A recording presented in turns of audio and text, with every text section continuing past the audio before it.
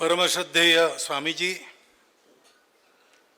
आदरणीय शेखावत जी, आदरणीय आदर्श गोयल जी, उपस्थित मंच पर और सभी मेरे मित्र और मान्यवर, नागरिक सज्जन, माता भगिनी, अपने गोष्ठी के बीच में मैं आया हूं तो मेरे लिए सुविधा है कि जो मैं नहीं बोलूँगा या छूट जाएगा वो बात के लोग कहेंगे, ऐसा मैं आपको कह सकता हूँ। लेकिन जो मैं बोलने वाला हूँ वो अगर पहले ही बोला गया हो तो क्या करना, ये सवाल है। क्योंकि ये जो जल का विषय है उसके बारे में जब चर्चा करते हैं तो बार बार वही बातें आती है और वो अनिवार्य है। क्योंकि समस्या क्या है और समस्याओं का उपाय क्या है, इसकी चर्चा हम लोग कर रहे हैं। हम भारत के लोग हैं, हमारा अपना एक मानस है, हमारा अपना एक अनुभव है, हमारी अपनी एक परिस्थिति है जो समान है। और इसलिए हम बात करेंगे तो प्रामाणिकता से जब बात करते हैं तो वही बातें निकल कर आती है। और जैसा ये अभी कहा गया, गोयल साहब ने बताया कि इसको जमीन पर उतारना बहुत आवश्यक है। तो प्रारंभ कहां से करना, यह सवाल आता है। एक उपाय है जो आपने भी सुझाया और हो भी रहा है कि विमर्श वगैरह के पचड़े में न पड़ते हुए जितनी अपनी शक्ति है उतना कार्यक्षेत्र चुनना और उसमें इस मामले में क्या अच्छा हो सकता है वो करना। वहाँ पर्याप्त जल मिले, वहाँ स्वच्छ जल मिले, वहाँ जल संपदा का अनादर न हो, ये देखना, तो उसमें से रास्ते निकल आएंगे। और भारत जैसे इतने विस्तृत देश में एक प्रिस्क्रिप्शन सबके लिए लागू होगा ऐसा मानकर नहीं चलना चाहिए। अनेक मामलों में हमारा भारत देश विश्व से अलग अनोखा देश है। और आज हम ये जो जल की चर्चा कर रहे हैं, क्यों करनी पड़ रही है? तो कठिनाई हुई, जल का प्रश्न खड़ा हुआ, जल का संकट खड़ा होने जा रहा है और वो हमारे लिए संकट बनेगा। हम होने नहीं देंगे। मंत्री महोदय ने जो कहा वो हमारा संकल्प है, वाटर वॉर्स, जल युद्ध होने नहीं देंगे हम। और भारत है तब तक नहीं होगा, ये बात बिल्कुल सही है। लेकिन डर तो सबको यही लगता है।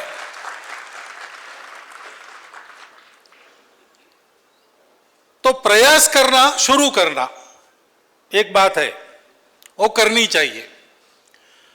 परंतु कुल मिलाकर सारी दुनिया में इसका उपाय हमको देना है।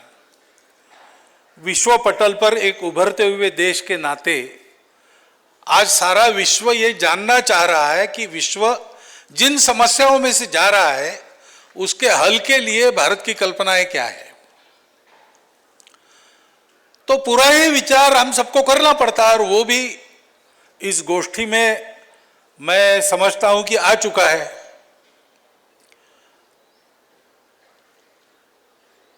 लेकिन उसको समझना बहुत आवश्यक इसलिए है कि हम सबको अगर प्रयास करने हैं, अपने अपने प्रयास हम करेंगे अपने अपने जगह, लेकिन ये संबंध, इस प्रश्न का संबंध जैसे हमारे अपने आचरण से आता है वैसे आज कुल मिलाकर नीतियां जो बनती है उनसे भी आता है।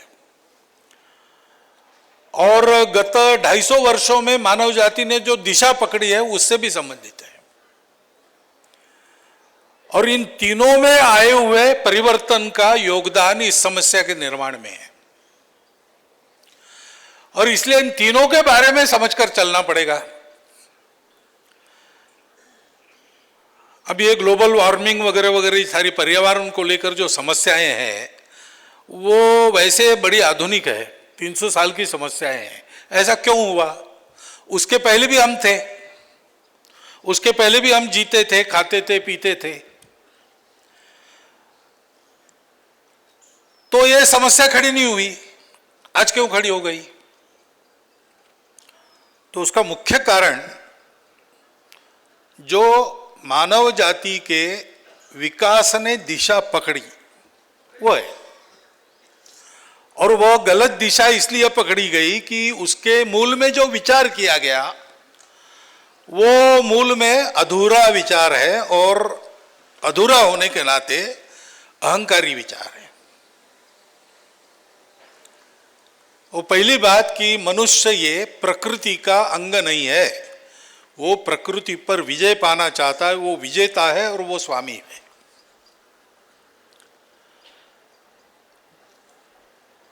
इस विचार के आधार पर जो जो हुआ उसमें प्रकृति के प्रति सम्मान कैसे रहेगा? जिसको जीतना है उसके प्रति सम्मान थोड़ी रहता है। जिसके हम मालिक है उसके हम मालिक हैं। लेकिन केवल भौतिक जिनके सामने था, ज्ञानेंद्रियों से जितना प्रतीत होता है और ज्ञानेंद्रियों को विज्ञान के साधनों की मदद मिलने के बाद और जितना हम देख सकते उतना ही है। जो हमें दिखता नहीं वो है नहीं। ये अहंकार उसके पीछे है। अगर कोई बात मुझे पता नहीं या मुझे समझ में नहीं आती, इसका मतलब वो गलत ही है। ऐसा विचार करके चली दुनिया, और उसी प्रणाली का वर्चस्व आज सारी दुनिया पर है। उसी प्रणाली का जो शिक्षा का ढंग था उसमें से हम सब निकले हैं। हम यहां बैठे हुए लोग भी उसी शिक्षा में पले हैं।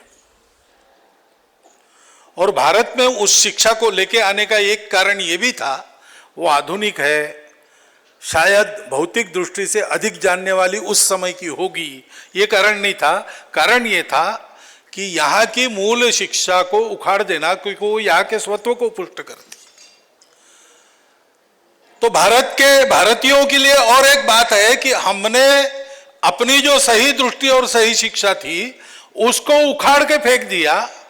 जो अधूरी दृष्टि अहंकारी थी उसको हमने ले लिया। तो अब हमको अपने आप को पहले शुद्ध करना पड़ेगा, क्योंकि प्रयोग तो होते हैं, और ये आज की बात नहीं है, जैविक खेती की बात है, ये आज की बात नहीं है। जैविक खाद तैयार कैसे करे किसान अपने घर में, जिससे देश को फर्टिलाइजर का इंपोर्ट करना न पड़े, सब किसानों को आसानी से खाद उपलब्ध हो जाए, खाद के लिए उनको कृषि उत्पन्न बाजार समिति से कर्जा न लेना पड़े। ये सारा सोच के विदर्भ में एक नारायण देवराव पांडरी पांडे थे। उन्होंने एक कंपोस्ट खाद की पद्धति विकसित की, उसके कई व्यापक प्रयोग किए और वो सफल पद्धति बनाई। और उसका डाटा लेकर वो मंत्रालय में गए। तो मंत्री जी से तो मिलना हुआ नहीं, बीच में जो थे उनसे हुआ। उन्होंने तुरंत निर्णय किया कि ये क्या है, अच्छा भारत के व्यक्ति ने खोजा है, बेकार ही होगा और क्या, क्योंकि हम लोग तो अविकसित देश है, पाश्चिमात्य लोग प्रगत लोग हैं।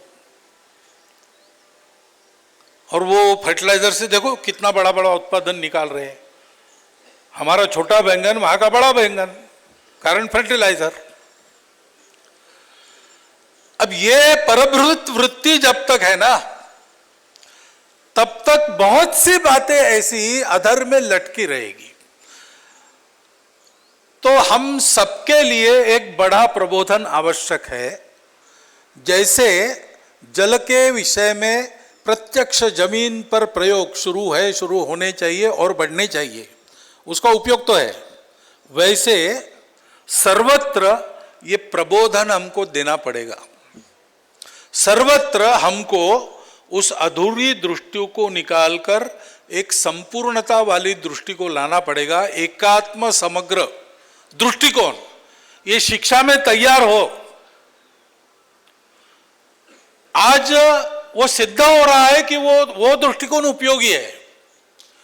विश्व के आज की सारी समस्याओं का इलाज उसमें है।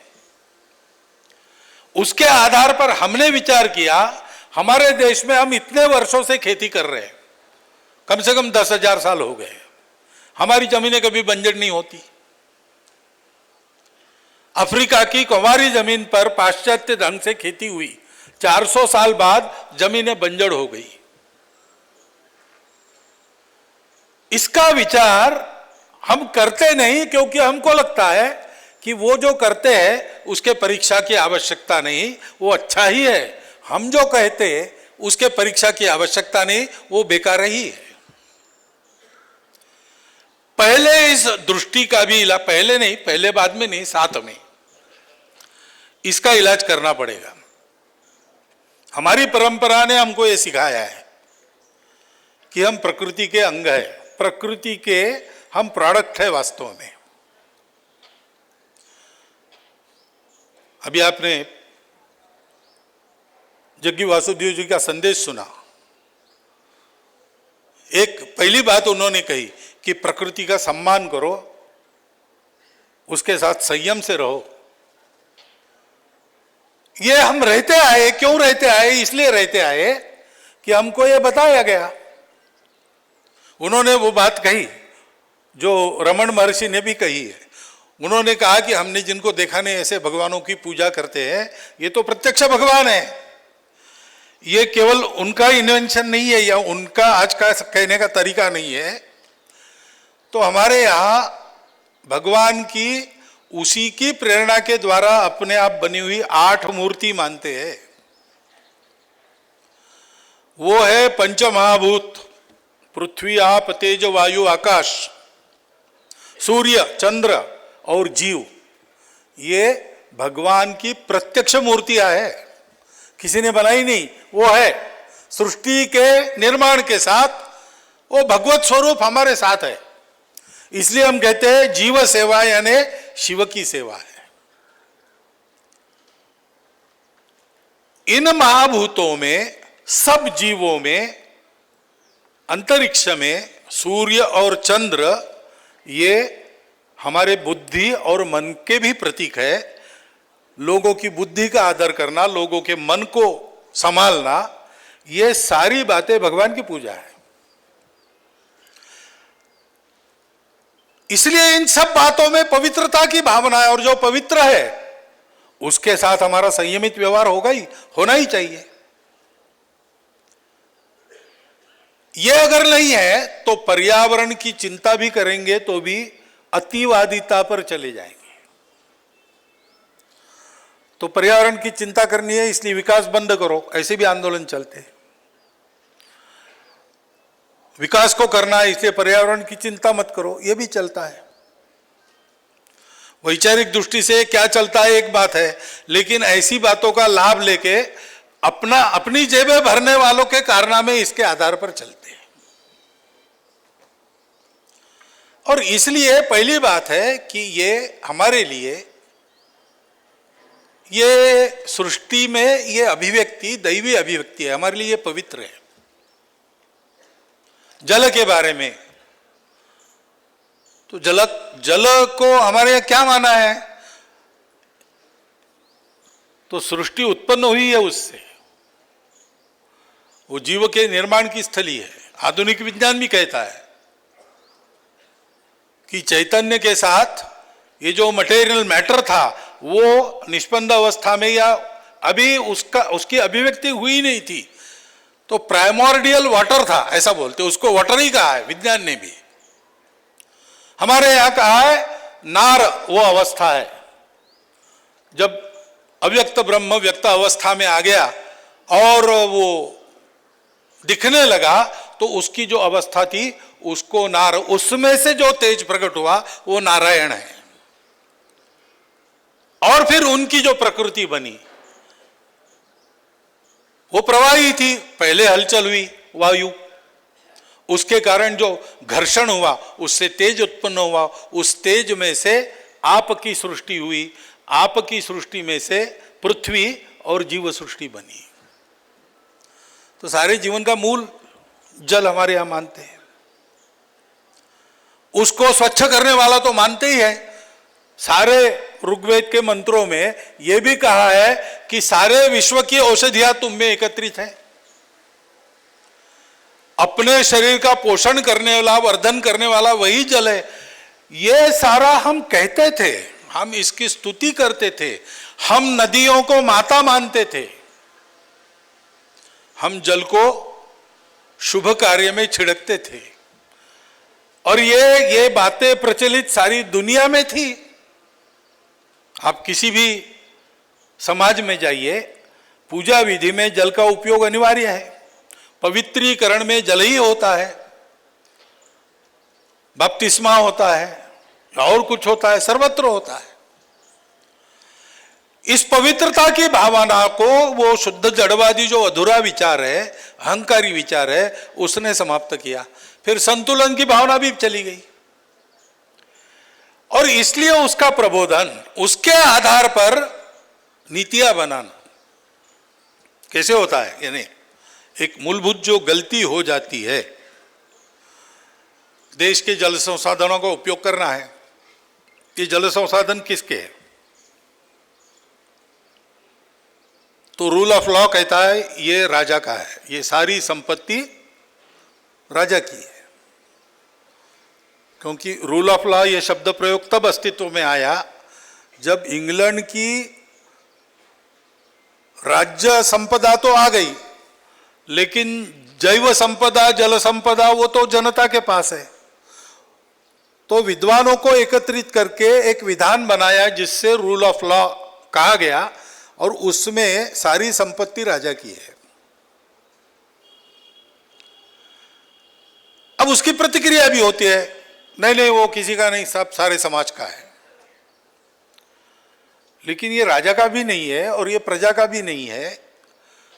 सबे भूमि गोपाल की, ऐसे अपने यहां विचार है। ये सब बनाया जिसका है, उसका नदी बनी है, वो किसी राजा प्रजा इस राज्य के लिए, उस राज्य के लिए, उस देश के लिए, इस देश के लिए नहीं जाती है। वो सबको जीव प्रदान करती, सबको सस्य प्रदान करती, सबको पोषण देती है। ये उसका जो जीवन कार्य है, उसी के प्रकाश में उसके पानी के उपयोग का विचार होना चाहिए। तो राजा प्रजा, इस राज्य के लोग, उस राज्य के लोग बैठकर विचार करें और समझदारी से बांटकर उसका व्यवहार करें, तो सभी सुखी होंगे। यह विचार पीछे जाता है, फिर अधिकार का विचार आता है। हम मालिक है, तो हम में से कौन मालिक है?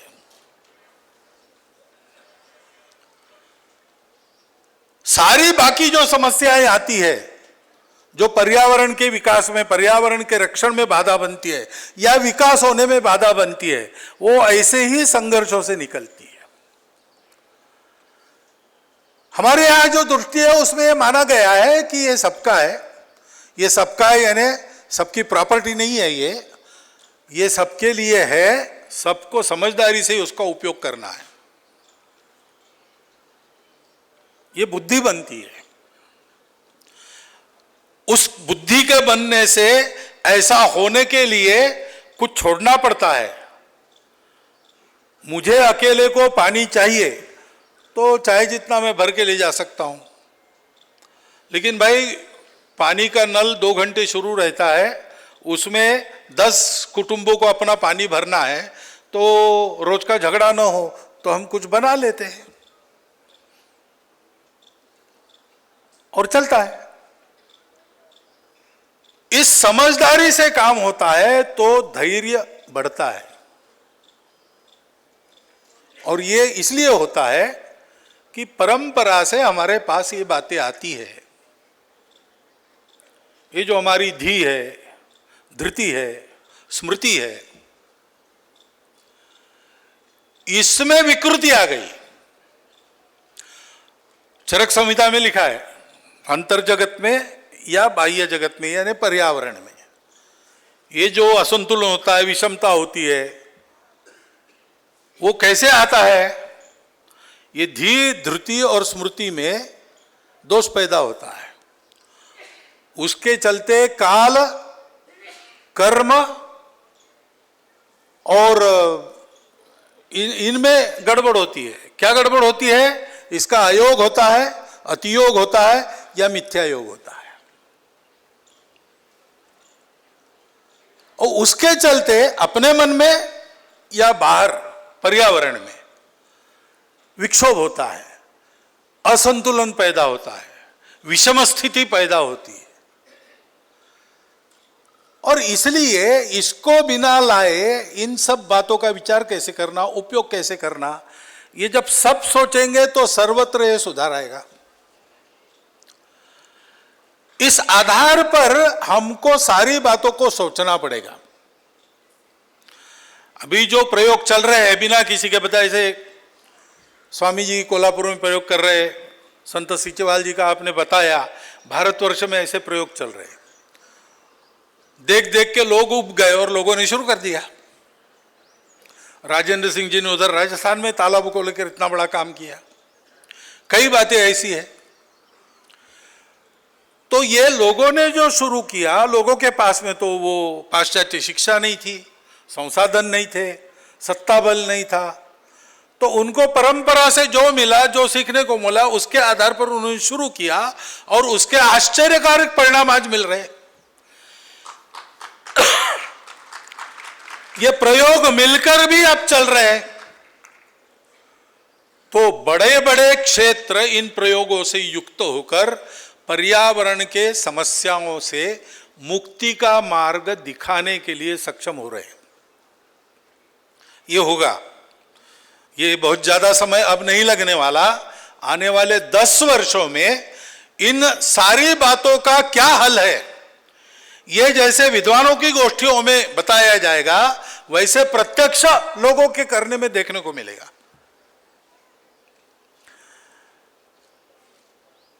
इसको जोड़ी होनी चाहिए नीतियों की। जैसे नदियों के अविरलता की बात है, फ्लो की बात आपने की, बिल्कुल सही बात है। गंगा इतनी शुद्ध क्यों रहती है बैक्टीरियोफाज है गंगा में, ये बात है, अनेक बातें हैं।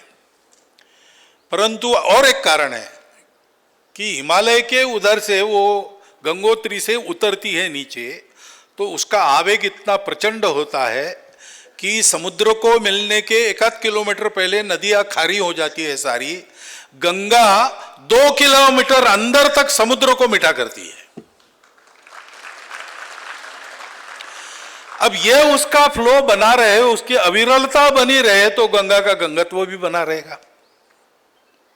हमको सोचना पड़ेगा नदियों पर बांध बनाने चाहिए कि नहीं। भाई इरिगेशन के लिए आवश्यक है, नई तकनीक है, नहीं बनाएंगे बिल्कुल ऐसा कहेंगे तो भी अतिवादिता होगी। तो कुछ मात्रा में इन सारे पंच महाभूतों का नियंत्रण हमको करना पड़ता है। उपयोग करना है तो हाथ में लेना पड़ेगा, हाथ में लेना है तो नियंत्रण करना है। भगवान की पूजा करते समय भी उनकी जो मूर्ति रहती है उसको हाथ में लेना ही पड़ता है ना, ऐसा लेना पड़ेगा, नियंत्रण करना पड़ेगा, लेकिन उनका अनुमोदन भी करना पड़ेगा। बहना नदियों का स्वभाव है, रोकना कृत्रिमता है। थोड़ी मात्रा में उसका उपयोग करना कोई बात नहीं, लेकिन कितनी मात्रा में करना विचार करो। बहना नदियों का स्वभाव है, बहना पवन का स्वभाव है। इस बहने में अवरोध आ गए या पवन के बहने में पर्वत वगैरह थे, उनकी रचनाएं बदल दी, हमने खोद डाला सब, तो भागवत पुराण में वर्णन है कलयुग में क्या होगा। उसमें एक बात यह भी है कि सारे पर्वतों को माइनिंग करके खोद डाला, तो फिर पवन का जो उपयोग होता है वर्षा का वहन करने में, वो नहीं, फिर वो तो हवा है, बह के ले जाती है। ऐसा हो गया, ऐसा वर्णन है। तो इन सारे पंच महाभूतों के उपयोग के बारे में उसका अनुमोदन भी करना है, उसका नियंत्रण भी करना है, दोनों में अतिवादिता की तरफ न जाते हुए उसकी मर्यादा बैठ के निश्चित करनी पड़ेगी, नीतियों में उसको लाना पड़ेगा। हो रहा है, ये विचार हो रहा है, यानी मैं ये हो नहीं रहा है ऐसी तकरार नहीं कर रहा हूं, इस दिशा में जा रहे हैं। लेकिन हम सब लोगों को ही जाना है, और हम सब लोगों का एक संकट है कि ये जो हमारी परंपरा से आई हुई दृष्टि है, आज हमारे यहाँ जो सुशिक्षित वर्ग है, संपन्न वर्ग है, उसके पास वो नहीं है। वो जितनी बची है उतनी बची है सुदूर जंगलों में और देहातों में, वहां से खोज खोज के हम निकाल रहे हैं। तो ये सभी को सीखना है, वहां भी सीखना पड़ेगा। विज्ञान की बात है, विज्ञान वैज्ञानिक वृत्ति होनी ही चाहिए। हमारी सारी परंपरा ये विश्वास रखने पर विश्वास नहीं करती। हमारे अध्यात्म को सिखाने वाले पंथ संप्रदाय भी विश्वास रखने को नहीं कहते, वो कहते हैं कि हमको ऐसा प्रतीत हुआ है, तुम करके देखो, तुमको क्या प्रतीत होता है तुम जानो। संतः परीक्षान्यतरत भजन्ते, ऐसा कहा है। तो ये हमको करना ही है, अवैज्ञानिक कुछ भी नहीं करना है। लेकिन वैज्ञानिक यानी क्या है, जो न्यूटन के जमाने में मान्यताएं थी वो कई आज बदल गई है, क्योंकि कई बातें आज गलत पाई गई है। वो विज्ञान यानी न्यूटन के जमाने में जो किताब लिखी उसको सत्य मानना, ये नहीं है। तब से जो विचारधारा मिली एक भौतिक विज्ञान में, उसको विकसित करना अपने अनुभव से। सतत शोधन परंपराओं का सांस्कृतिक जैसे करना पड़ता है, वैसे विज्ञान का भी करना पड़ता है। विज्ञान में अप टू डेट रहने की बहुत महत्ता है। एक जमाना था जब हमारे यहाँ और स्वास्थ्य विभाग से प्रचार होता था कि स्तनपान मत कराओ, क्योंकि उस समय का विज्ञान मानता था। आज बदल गया है, पूरा उल्टा हो गया है, क्योंकि विज्ञान की मान्यता बदल गई है। अब विज्ञान का जन्म बहुत आधुनिक है उस मान से। तो हमारी परंपराएं इतने वर्षों से चली है, प्रत्यक्ष जमीन पर चली है। उसने इतने बड़े देश का, विविधता भरे देश के समाज का धारण पालन पोषण किया है, इतने दिनों से हमारे यहाँ की प्रकृति को सुरक्षित रखा है, और हमारे यहाँ को, यहाँ के विकास को भी आगे बढ़ाया है। सिरोही का लोहा प्रसिद्ध था तलवार के लिए। स्टील प्रोडक्शन 8 लोग भट्टी उठाकर ले जाते थे, जिसको चाहिए उसके आंगन में कराते थे। उस प्रति का लोहा आज भी बनना कठिन है, यह भी सिद्ध हुआ है। न जंगने वाले लोहे के खंबे हमारे यहाँ गड़े हैं अपने देश के मैदानों में। यह सब हमारे यहाँ था, फिर भी हमारे यहाँ कोई पर्यावरण का संकट नहीं खड़ा हुआ। इतनी खेती हुई, अच्छी खेती हुई, हमारी जमीन बराबर उर्वर बनी है। और आज भी हमारे जमीन के, हमारे जल के गुण कुछ मात्रा में कायम है। क्यों है? वो भी एक ज्ञान है। उसको केवल यहां का है इसलिए बेकार मानकर छोड़ देंगे तो नहीं होगा, इसलिए हम निकाल रहे हैं, उसका प्रयोग कर रहे हैं। लेकिन ये सब ज्ञान के आज के प्रचलित प्रवाह में लाकर हमको स्थापित करना पड़ेगा। इस दृष्टि से नीतियों का भी बड़ा महत्व रहता है। लेकिन ये सब कहने के बाद भी जो एक बात यहां कही गई वो फिर भी ध्रुव है कि आखिर ये सारा परिवर्तन कैसे होता है। परिवर्तन मेरे से प्रारंभ होता है। मैं अभी जल पर यहां पर व्याख्यान दूं और मैं अपने व्यवहार में जल को न बचाऊं तो कैसे होगा? क्योंकि सारे संकट का उपाय क्या है? जल का भंडारण बढ़ना चाहिए। हमारे यहाँ तालाब वगैरह की व्यवस्था थी, जितनी बची खुची है उसको बचाएं, जितनी बढ़ा सकते बढ़ाएं, और कुछ कर सकते करें। परंपरागत तरीके हमारे यहाँ बने हैं, उनको अपनाएं। नए तरीके जो उपयोगी है उनको ले, क्योंकि जल पृथ्वी की एक संचित संपत्ति है। वो अपने लिए एक निश्चित मात्रा मिली है, उसी की भाप बनती है, वो मेघों के द्वारा वर्षा कराती है, हम खाते पीते हैं, निकाल देते हैं। वो तरह तरह से प्रक्रिया होके भाप बन के फिर से जाता है, फिर से गिरता है। इसमें उसका जो लॉस होता है वो कम से कम होना चाहिए। इसलिए जितना गिरता है उतना पूरा का पूरा हम कैसे स्टोर कर सके, इसका उपाय करना चाहिए। दूसरा, बिना कारण ज्यादा जल खर्चा करने वाले तरीके, जैसे फर्टिलाइजर का उदाहरण मैंने दिया, खूब पानी खाती है जमीन उसके कारण, और अन्न को भी विषयुक्त बनाती है, क्यों करना। बड़ी मात्रा में पशु हत्या ये पानी के व्यय को बढ़ाती है। मनुष्य केवल अपने खाने के लिए जो करता है वो भी वैज्ञानिक दृष्टि से शाकाहार अच्छा है ऐसा मानते हैं, लेकिन बदलने में समय लगता है और खाने की बातें किसी पर लादी नहीं जा सकती। धीरे धीरे मन बदलता है, लोग करते भी है। वैसे भी अपने देश के मांसाहारी लोग ये एक नियम में रहकर ही मांसाहार करते हैं। मांसाहार करने वाले श्रावण मास में नहीं खाते, मांसाहार करने वाले गुरुवार को नहीं खाते। ये मांसाहारी है तो भी भारतीय है, तो उन्होंने अपने आप को संयम के एक परत में रखा है।